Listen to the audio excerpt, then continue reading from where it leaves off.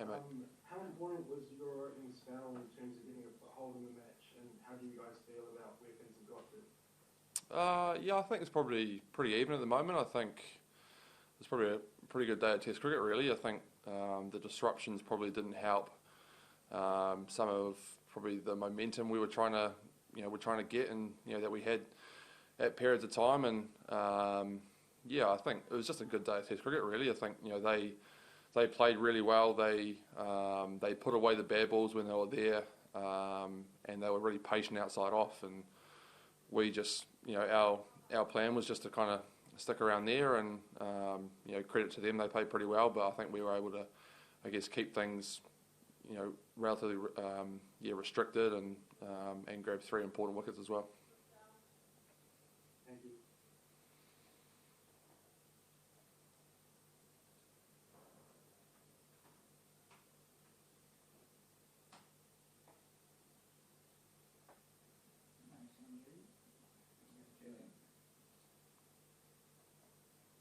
Hello, Kyle. Well bowled today.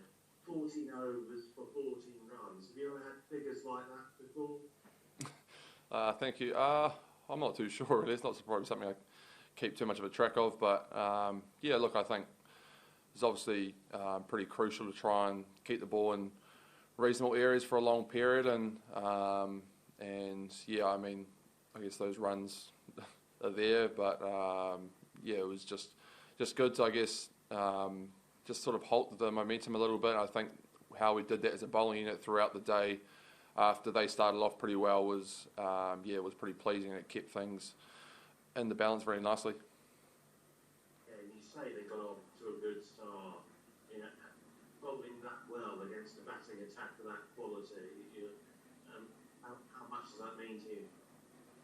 Oh yeah, obviously we know they're a quality lineup from 1 to 11, and there's a reason why they've been one of the top teams in the world for a long period of time. And I think for us as a unit, it was about just trying to keep the ball in right areas for long periods, and I think we were able to do that for the most part today. And we'll certainly take a lot of confidence out of that moving into tomorrow. Thank you.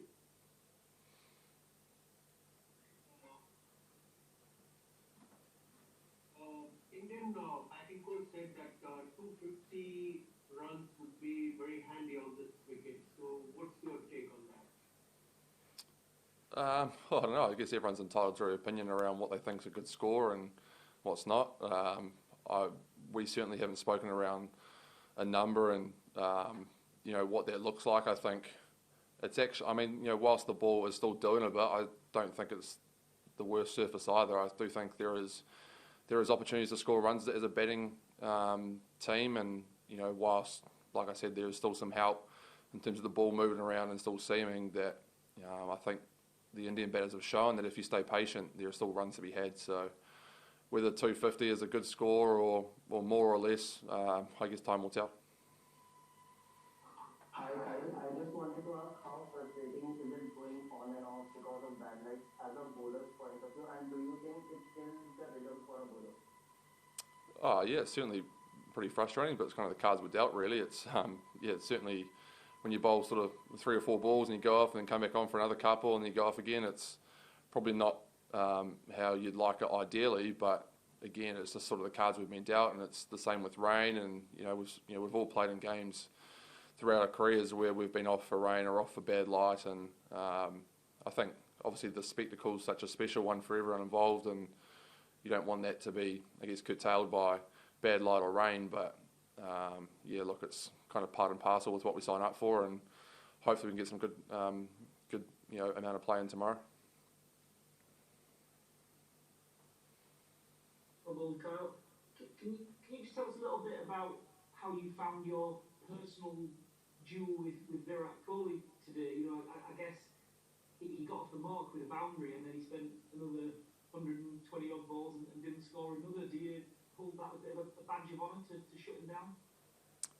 I don't know if it's like personally around whether we hold that badge of honour. I think as a unit to all their batters we were pretty good. I don't think they scored much more than two and over for most of the day, and I think that just shows that we were able to keep the ball in in challenging areas for long periods, and that's what we pride ourselves on. So, yeah, I guess certainly his numbers will point to that, but I think so do the rest of their batters, and I guess their strike rates and how they were able to score during the day. So, yeah, it's certainly something that we're conscious of, and what we'll try and do tomorrow, and hopefully grab a few more wickets as well. Can I just check as well? I don't know what the chat was on the field, but were the umpires pretty insistent that you had to leave the field, or was there a chat about if you had anyone who could pull some spin? I'm not actually too sure. It's certainly it's some of those conversations that I don't really get included in too much, as we're sort of between Kane and the umpires and Virat and the umpires. So yeah, I'm sort of a long way from those calls being made. So I just kind of do what I'm told, really. Hi, Kyle. I wanted to know if you and the New Zealand team were a bit surprised when the umpires asked for the review for the caught behind of Trent Bolt, when in fact the New Zealand team didn't really ask for the review themselves. Yeah, I'm not really sure what sort of happened there. I was down at fine leg, so I don't know. I didn't see what really or didn't really hear what happened. Obviously, I saw Trent go up and just thought something had happened, and didn't see what the process was with the umpires and with Kane asking for a review or how that works. So we didn't really talk about it too much in the huddle when I was in there. But yeah, I'm not really too sure what went on. Obviously, the right decision was made in the end, and yeah, we just kind of got on with it.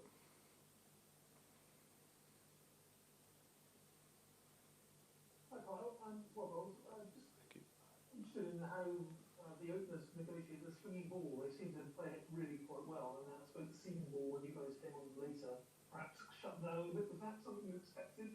And did you change your plans accordingly, or were you always expecting that as a way after closing it up?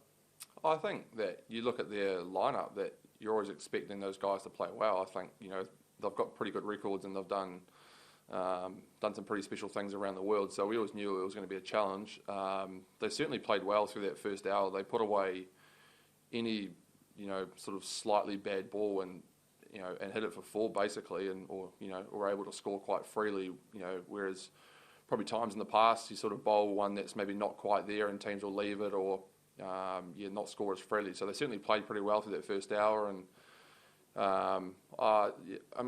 in terms of trying to change between swing and seam, I think that was just what all the guys were sort of just playing around with, whether we tried to wobble the ball a bit more and try and keep guys engaged, or whether we were trying to move it a little bit. So yeah, it's probably part of our arsenal around how we use that ball, but I don't think there was no sort of set plans on how we wanted to operate post that first hour or post lunch.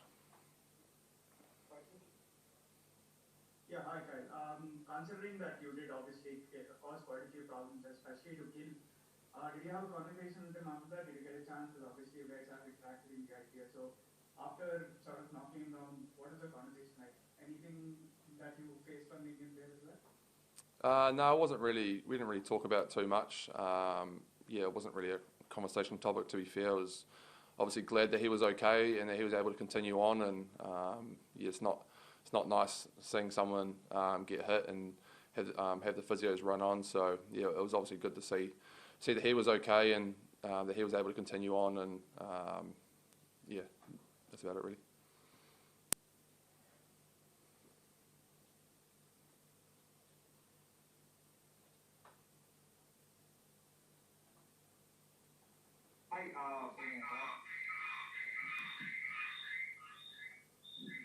Hi, my question is, do you think that, going by the way the things are, it's a little rainy and all that thing, do you think that Azaz Patel or a spinner should have been there this side on the fine side? Does New Zealand think that a spinner should have been there in this in the playing level? No, I think they'll be pretty content with the playing 11 they've selected for this game. We've only seen 60 overs of play, so I don't think there's any suggestion that there was, I guess, an error made there. I think all the guys that bowled today offered a huge amount and were able to get the ball to talk, and that's been a strength of ours for a period of time. So I yeah, I wouldn't have thought that would be a conversation topic in our camp anyway. Okay, I want to ask, what did you make of the tactics used by Shubman Gill and Rohit when they were charging down the track, they were skipping down the track, and what kind of adjustments did you and Colin make after the first 15 overs to take the Indians back, check the run rate as well? Yeah, it's certainly an interesting one. It's not something that we probably expected a huge amount, but yeah, I guess everyone will sort of take that differently. My take on it was that if they were walking, they weren't comfortable with where I was bowling when they were on the crease. So I tried to take that as a bit of a positive that, you know, we were winning the battle in a way that the more they felt like they had to move around to try and throw us off, if we could just sort of hang in that area, that would, you know, sort of bring dividends. And I guess that showed that, yep, they were able to move around a little bit, but we were also able to get them out as well. So it's just about trying to stay patient, I think, especially in England with the way the ball does tend to move around throughout the innings, that you don't want to allow guys to put you off the area. That's always going to be the hardest ball to play, and if you can hang in there long enough, regardless of whether guys are moving around or moving forward or back, if you keep the ball there long enough, you know, hopefully we'll go all right. Thanks, Matt. Thanks, guys.